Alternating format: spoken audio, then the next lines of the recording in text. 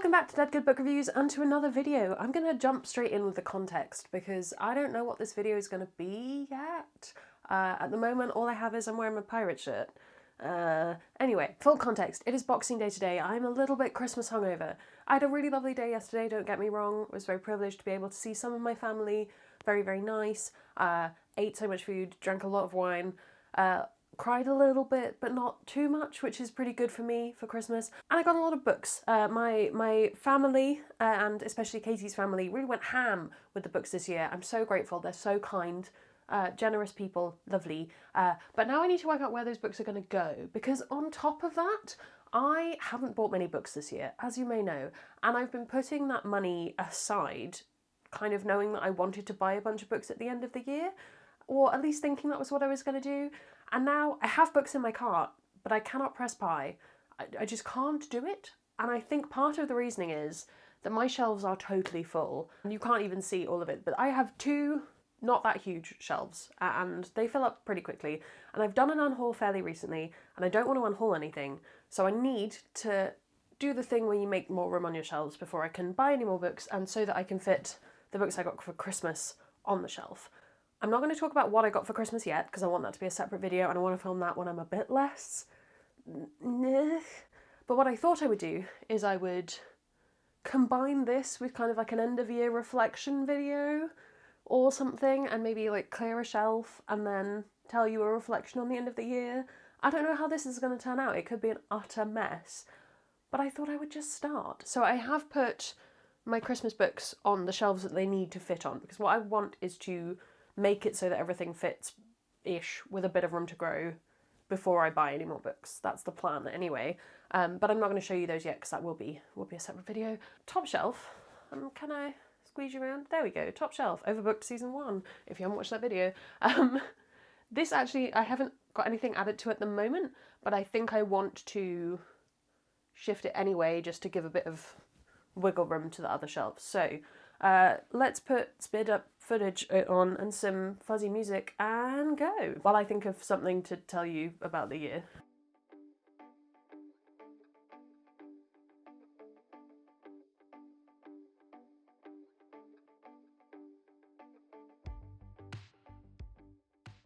That may have been easier than I thought it was going to be. As you can see, my plan of attack for this is the thing where you turn all the standard size paperbacks on their side. So that does mean it will go a little bit out of alphabetical order, but I'm hoping that by keeping it shelf to shelf, it'll still make sense to me.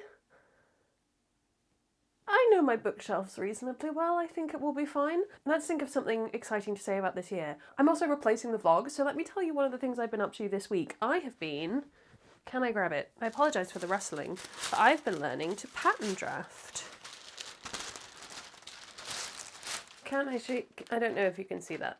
But yeah, it is the thing where you take your measurements and you learn how to make clothing patterns that will like perfectly fit you. I am very much in the early stages of it because I want to order a whole bunch of mock-up fabric because at the moment I don't have very much left.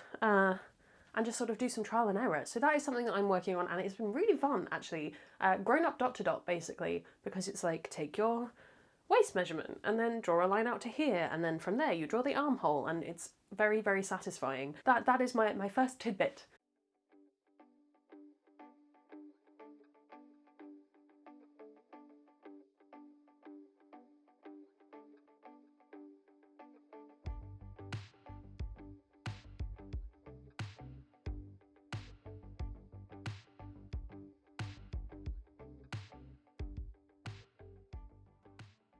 I'm starting to run into more trouble now.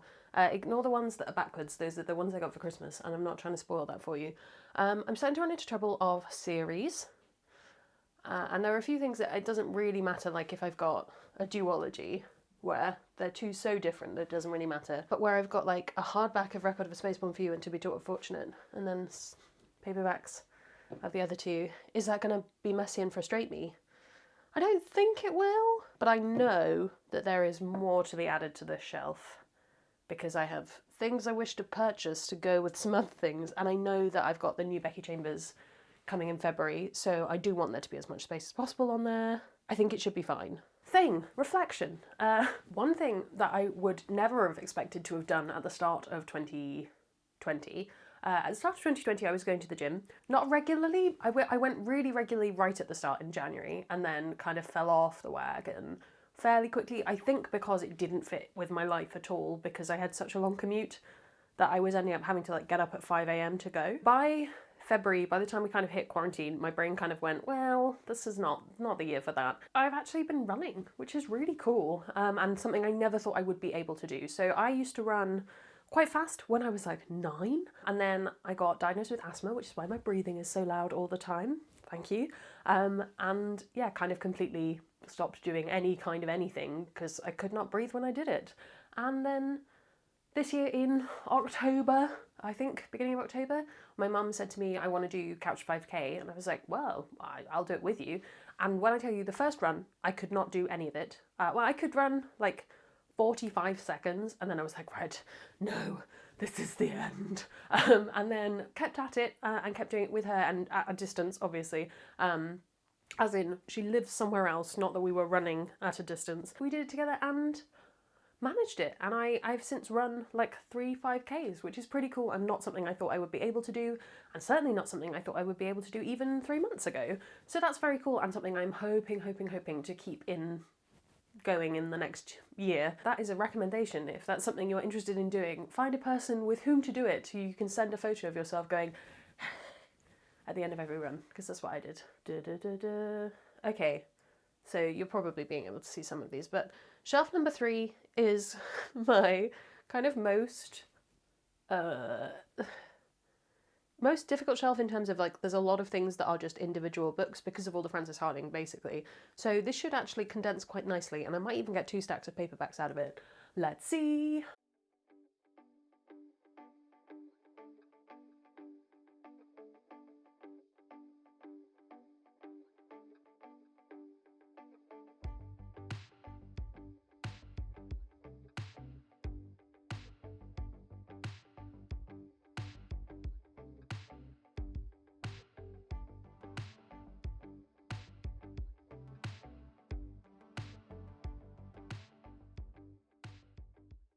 I forgot to turn around the books, so don't look too much at that shelf. Other things that I did this year, I forgot to think of anything while I was doing that. I have a new job. I start on the 4th. It is with the same company in a different department because I'm just sort of shuffling around. I've now been in 3 different teams in the company, but you know, I enjoy it. It's good. I'm doing some fundraising, which is going to be exciting and a new challenge. And this year was always going to be 1 year. It was getting to kind of near the end of the year, and I was like, oh no, I don't want to go back to my old job. What do I do? And what I do is be offered another job, which was basically the best way that could have gone. As a result, I have absolutely no idea. I think it's the biggest thing I'm nervous about this new job, is I have absolutely no idea what the workload's going to be like. So I hope I'm still going to be able to produce content next year, but I have no idea if I'm still going to be able to do it to the pace that I've been doing it this year. That's something.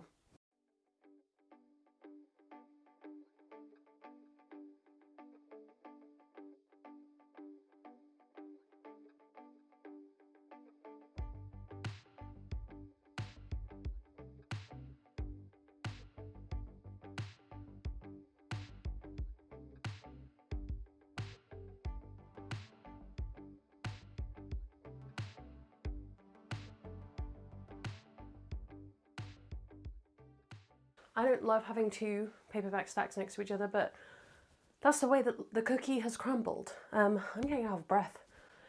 It's the asthma, I'm telling you. Well, while we're on the subject, let's talk about pace of content. So I switched to doing 3 videos a week. I want to say in August? That feels about right. It was probably August. And grew as a result. So if you are a YouTube person who has the ability to do 3 videos a week and you want to grow, that's my top tip. I haven't grown as much as when I did my Addie LaRue video and my Deadly Education video. They massively brought people here, which is very lovely. If you came from that video, welcome. It's very nice to see you. For the most part, it's been really manageable. I think because one of the videos is a vlog and I don't really... I don't produce those as much, I guess. I'm not thinking like, I need to find a thing to do in this video, I need to pre-write things. It's mostly just, I talk to the camera and then I run the clips together and delete all the bits where I cough or say things that I think I might later regret and so forth. So it's been pretty manageable from that perspective. I think it'll be interesting to see how 2021 goes because I've got Overbooked coming out on Mondays. So in theory, I should have a little bit more leeway on those videos to bulk film them a bit more. Hopefully, I should be able to put more time into the extra videos. But what I found with the scheduling is I was going through and pre-planning everything and putting in like, okay, I want my TBR to go up then and my wrap-up to go up then, because I find those videos really helpful for organising my brain, and I really like TBRs. I'm going to do them anyway, might as well make a video. But when you pre-put all of those in and you have other commitments, so like I want to do an Animorphs video every month, it fills up the schedule pretty quickly, and I don't want to just produce the same 4 videos every month. So there's a fair amount of bonus stuff that I'm hoping to do on top of things, and a lot of like, well, we'll shift Animorphs to a Wednesday and then I'll do this book review on a Thursday, because I think that'll be more interesting. As I say, that's what I'm hoping to do. I don't know how well that's going to go when new job starts, but I think it should be doable, partly because I'll still be working from home, especially when it becomes lighter in the evenings. That'll be really lovely. And I'm not going anywhere on the weekend, am I? So that's fine. Great. Bottom shelf.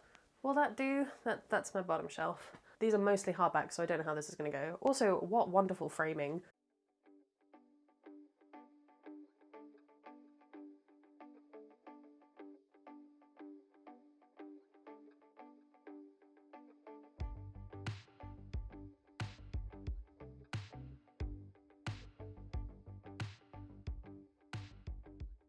So there aren't actually enough paperbacks on that shelf to do the thing. So instead I am just going to try and fit my Anna Marie McLemore into the next shelf. I think it should be fine. There's more paperbacks up there. Soon we shall be standing again. I really got into slow fashion this year because I think I'd wanted to anyway. It was something like the early vlog where I go to Oxfam from last year is, or is that this year? I think that's this year. The early vlog where I go to Oxfam is like the start of me being like, maybe I should stop buying so many fast fashion new clothes. I wasn't buying ridiculous amounts, but I wanted to lessen it, and obviously couldn't do that as much this year, and I don't think anywhere has quite got its online secondhand shopping quite down. I mean, if you know anywhere, let me know, but I haven't been able to find anything in the UK. So I got quite into finding slow fashion brands, and obviously that is more expensive and arguably not as beneficial to the environment, but I have been really, really enjoying it. I think I've bought from a fair few. I have some favourites. I really love the Emperor's Old Clothes, who do custom-made stuff with dead stock fabric, and their ordering system is a tiny bit complicated, but I really, really love the stuff I've had from them. Why can I not think of any now? There's a Viking brand that I've bought from, Voriag. I've mentioned it in a vlog, but I love both of those dresses. I wear them pretty much every day. I really, really want something from Little Women Atelier so much, so badly, want them all the time, and there's another one. It'll come back to me. But yeah, I've really loved finding more of kind of what I want to wear, and I think what I've really discovered is that fast fashion do not make the kind of clothes I want to wear, which is actually a nice revelation. So both going into buying more things sustainably and from independent people, and also trying to make my own stuff, as I've mentioned before. That's been something that I've really got into this year, and I'm hoping to continue that next year. And I will be honest, largely the reason has been I haven't been spending that much money on books, and I haven't had a ridiculous amount of cost to my travel. And also I think when you're not going out to work, I haven't had to buy lunch in 9 months, so.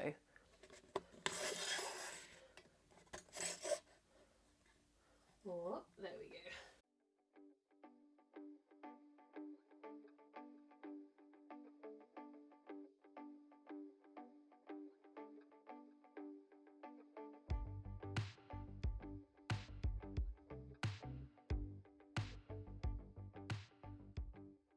Well, that worked well enough. We got the A. McLemore things, so that's good. What else can I think of to say? Content creators, who have I been enjoying this year? I've watched a lot of sewing content, like a ludicrous amount of sewing content. I put it on while I am sewing other things just to kind of brighten my day. I love Rachel, is it Maskey or Maxi? I can never remember. I love her content so much. She makes me want to make armour. I have no need for armour, but I really want to make some. Bernadette Banner is a classic. Recently, let's talk about Booktube creators. I've pretty much been watching similar people to who I was watching previously, but one person who I mention in all of my videos, who I started watching their videos this year.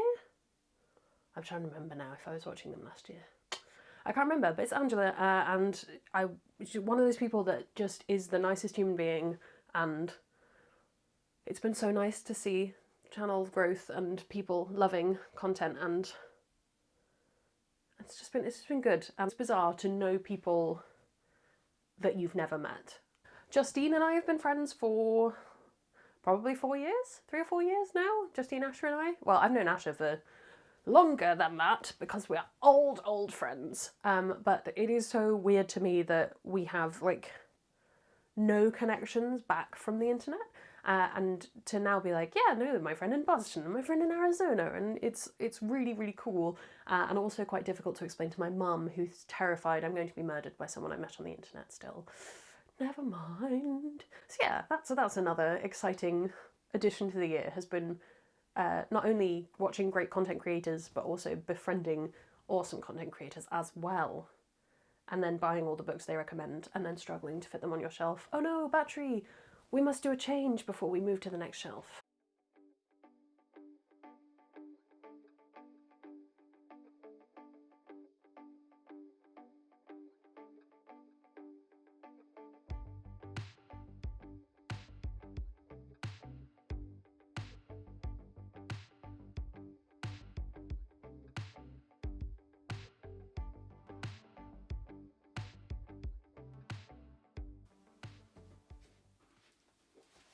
If it bothers you that I have made some series be out of order, know that it bothers me too, and I will fix it when I move house and have room to have another bookshelf. But for now, we make do with what we have. It's this or cull the books again, and I don't want to do it. Oh, I know another thing that I did this year. This is just turning into like a Judith tries to remember all the stuff she did. I learnt the ukulele again, because I played ukulele when I was in my late teens, and then learned guitar instead. I switched up because I think my dad told me it was like an upgrade, which that's a whole thing we can unpack.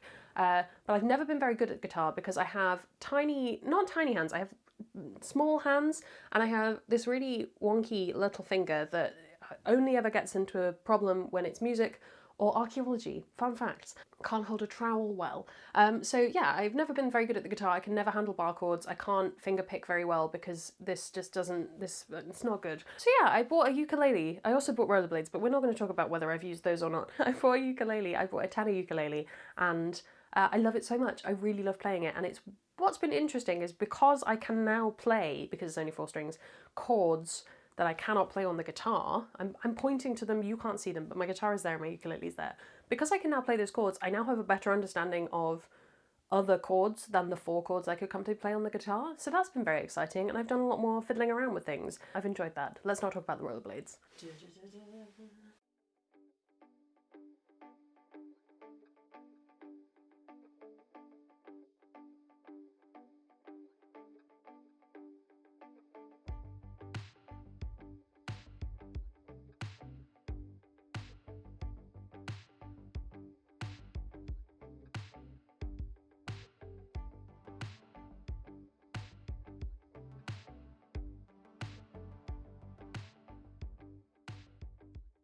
Well, that did virtually nothing, and I know I have more Sanderson I want to read this year, so we'll have to work that one out. I think there will come a time in 2021, if I do not move house, where we're going to have to start double stacking my deeper shelf. It's just going to have to happen.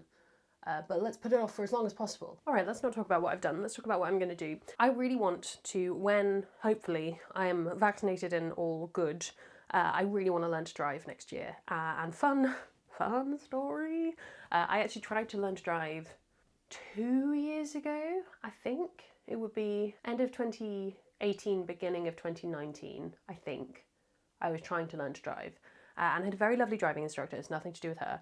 But I could not cope. And on top of that, I was having some actual, clinical depression. I don't know why I did that. Let's not talk about it. Pretend it never happened. So it was on top of all of that, and it was just very stressful. And I ended up crying in my driving instructor's car for an hour and a half in a car park.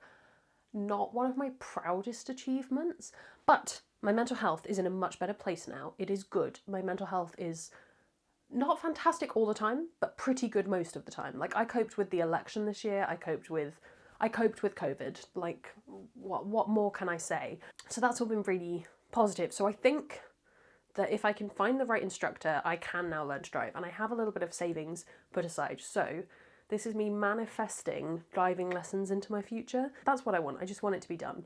And I want to stop having nightmares, recurring nightmares. It's the only recurring nightmare I have, of being forced to drive, even though I know I cannot drive, both physically and legally. The legal aspect is really what my subconscious is concerned with, and it's always in a Sainsbury's car park. That's my Everest. My Everest is the Sainsbury's car park. What a sentence that was. So if you have any tips for learning to drive, especially if you were a nervous driver, please do leave them below. I would genuinely find them very helpful. Let's go on to the next shelf. We are 2 shelves from the end. Now, as you can see, this shelf is the one we're looking at. This already has a stack of paperbacks, but I think we can do another one. I think we can do it. Let's go.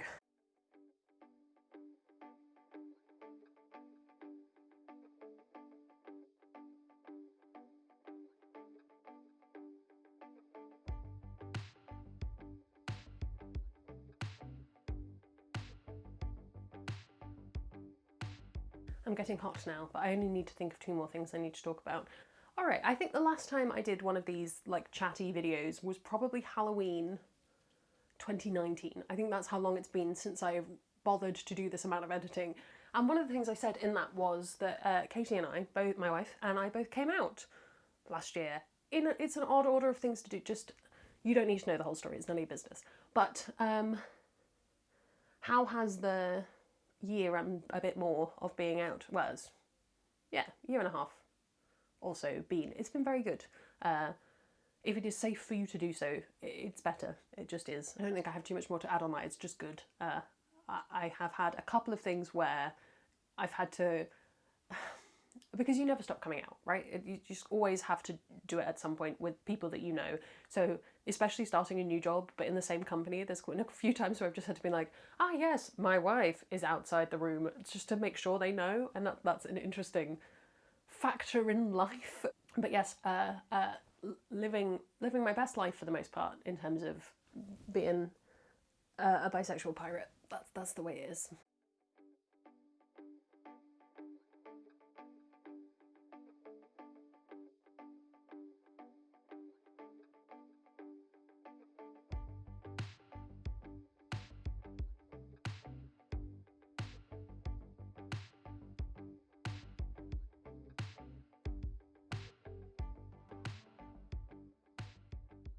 And I'm done. I think my best guess is that I have made room for around about 17 more books, which is not too shabby. That is 17 small books though, and I have some big plans for next year, including the Stormlight Archive.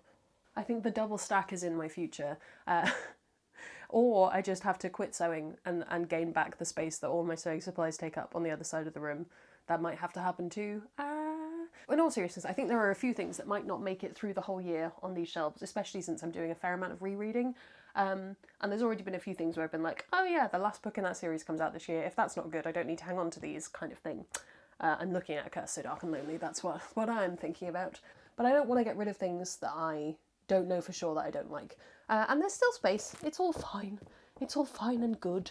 So my last reflection, as I close out this video, is thank you so much for watching these videos, whether you know me in real life or through the internet or not at all, if I am a complete stranger to you.